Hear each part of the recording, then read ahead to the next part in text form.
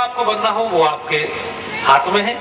धुंधुकारी इस देश का ऐसा श्रोता है जो दुनिया का सबसे महान पापी होते हुए भी, जिसने सारे कर्म किए, चोरी भी की, डकैती भी की, जिसने वेश्याओं को भी घर में रखा, जिसने बाप को भी घर से निकाल दिया, माँ भी जिसकी आत्महत्या करके मर गई, जिसने अत्याचार, अनाचार, पापाचार, दुराचार सब किया, उसके बाद भी एक सप्ताह की कथा से प्रेत योनि से मुक्त होकर वो भगवान के धाम गया सीधा। इतना प्रभाव अगर इस कथा का है तो भी अगर हम भगवान का नाम ना गाएं और ना सुने तो ये फिर हमारा दुर्भाग्य है। मेरा आपसे निवेदन है कि आप प्रेम से सुनिए। कथा सुनने में कोई ऐसा कठोर नियम नहीं है। कई बार कुछ लोग फलाहार करके सुनते हैं, तो शास्त्र से पूछा, हे शास्त्र आप बताओ कि कथा कैसे सुननी चाहिए। शास्त्र ने कहा कि उपवासो न उपवास वरम प्रोक्त है, कथा तो विघ्न कारकम। यदि फलाहार करके कथा सुनने में मन ना लगता हो तो फलाहार नहीं करना चाहिए। यदि भोजन करके कथा में मन लगता हो तो भोजन करके कथा सुननी चाहिए। इसलिए मैं तो अपनी बता रहा हूं कि हम लोग तो 3 टाइम खाने वाले लोग हैं। सुबह भी पेट भर के, दोपहर में भी पेट भर के, रात को भी पेट भर के। एक दिन उपवास करते हैं एकादशी के दिन, और उस दिन भी भगवान कम याद आते हैं, फलाहार ज्यादा याद आता है।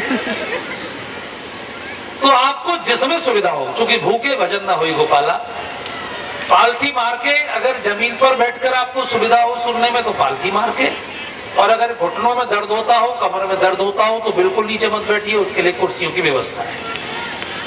नीचे बैठ के ज्यादा पुण्य मिलेगा ऐसा संभव नहीं है। ये तो कथा में ध्यान होना चाहिए। अगर कुर्सी पर बैठकर है तो वो भी श्रेष्ठ है, और नीचे बैठकर है तो वो भी श्रेष्ठ है। सारा ध्यान घुटनों में ही चला गया तो फिर समस्या हो जाएगी। तो कथा के नियम बताए गए। 5 ब्राह्मणों को वरण करना चाहिए, तो ब्राह्मण हमारे सामने बैठे ही हैं। एक ब्राह्मण मूल पाठ करते हैं, एक गणेश जी का मंत्र, एक महामंत्र, एक गायत्री मंत्र और एक 12 अक्षर मंत्र का जप करते हैं। ऐसे पंच प्रार्थना क्या करते हैं, ये 6ठे अध्याय के 30वें श्लोक में कहा गया है।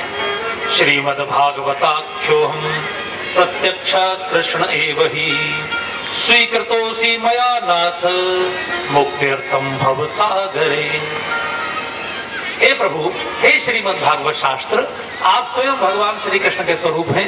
मैं आपकी कथा सुनने आया हूं, मुझे स्वीकार करिए और मुझे इस भवसागर से मुक्त करिए।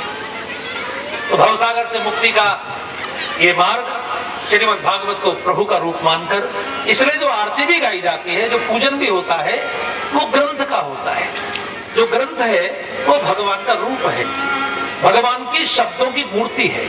इसलिए आइए हम इस ग्रंथ से प्रार्थना करें, प्रभु हम आपकी शरण में आए हैं और आप हमको भवसागर से पार करिए।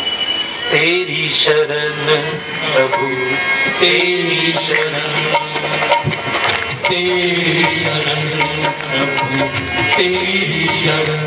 मैं तो तेरी शरण में आई हूँ, मैं तो तेरी शरण में आई हूँ।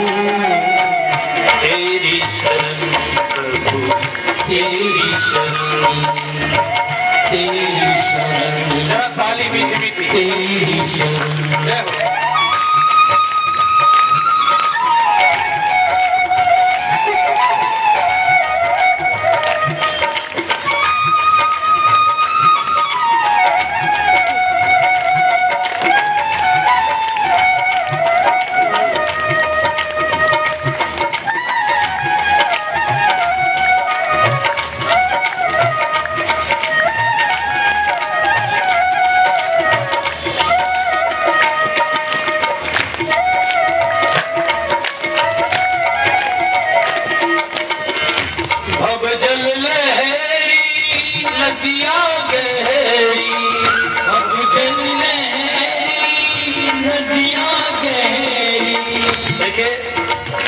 भवसागर से पार होना है ना, इसलिए ठीक से गाइए। भव जल लहरी नदियां गहरी, भव जल लहरी नदियां गहरी, मैं तो कर मन बेग बहाया मैं तो, कर मन बेग बहाया तेरी शरण प्रभु तेरी शरण प्रभु तेरी शरण मैं तो तेरी शरण में आई हूँ मैं तो तेरी शरण में आई हूँ तेरी शरण प्रभु तेरी शरण प्रभु तेरी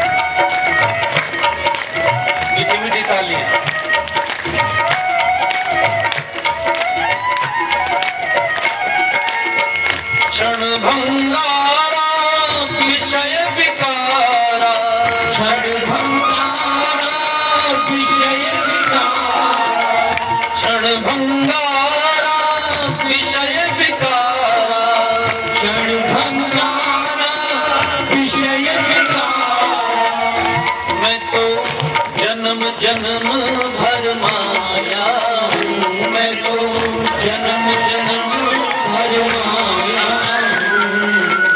तेरी शरण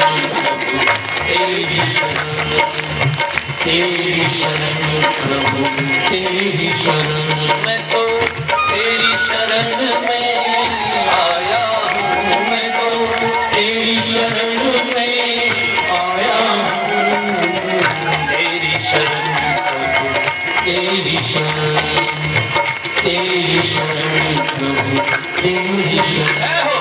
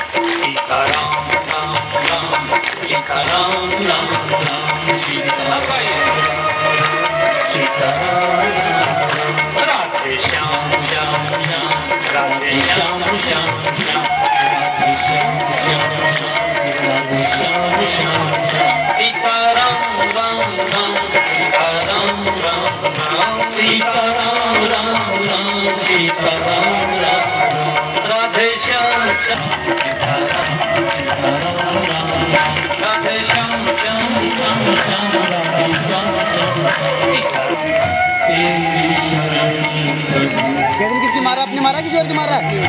सागर तो है नहीं। भूगोल में हिंद महासागर है, प्रशांत सागर है, लाल सागर है, भूगोल में अंटार्कटिका का सागर है, लेकिन भव सागर तो कहीं नहीं है। हिंदुस्तान में भी 3 सागर हैं, अरब सागर है, हिंद महासागर है, बंगाल की खाड़ी है, लेकिन भव सागर तो नहीं है। तो ध्यान रखिए, संसार के बाहर भव सागर नहीं होता, अंदर भव सागर होता है। शरीर के जो सागर हैं उनके नाम अलग है, लेकिन जो आत्मा का सागर है वो भव सागर है। भव सागर अंतःकरण की चीज है, बाहर की चीज नहीं है। तो भव सागर को अगर समझना हो तो पहले भव को समझ लीजिए। भव क्या होता है? भव किसे कहते हैं? जैसे किसी महिला को जब कोई आशीर्वाद दिया जाता है तो सौभाग्यवती भव, पुत्रवती भव। पुरुष को दिया जाता है तो आयुष्मान भव, विद्वान भव, विजयी भव। भव माने बनो। छोटा सा शब्द है लेकिन समझने की आवश्यकता है, क्योंकि जब तक हम भव सागर को समझेंगे ही नहीं, जब तक हम प्रॉब्लम को नहीं समझेंगे, जब तक सॉल्यूशन कैसे होगा? जब तक बीमारी को नहीं समझेंगे, जब तक इलाज कैसे होगा? तो भव माने, आपको क्या समझ में आया? आयुष्मान भव, विद्वान भव, सौभाग्यवती भव। भव माने बनो। कितना छोटा सा शब्द, बनो, अच्छे बनो, विद्वान बनो, तेजस्वी बनो, सौभाग्यवती बनो। अब बनने की जो प्रक्रिया है इसी का नाम भवसागर है। बच्चा जब छोटा जन्म लेता है, थोड़ी सी शैतानी करता है, माँ क्या कहती है, अच्छे बच्चे बनो। फिर बच्चा जब थोड़ा बड़ा होता है तो फिर स्कूल जाना नहीं चाहता, माँ के ही पास रहना चाहता है, लेकिन माँ उसको जबरदस्ती रोते हुए भी स्कूल भेजती है। क्या कहकर, पढ़े लिखे बनो बेटा, पढ़ा लिखा बनेगा। फिर वो होमवर्क नहीं करना चाहता तो जबरदस्ती पढ़ाती है, पढ़ा लिखा बनेगा, पढ़ा लिखा बनेगा। उसका बस्ते का बोझ बढ़ता जाता है।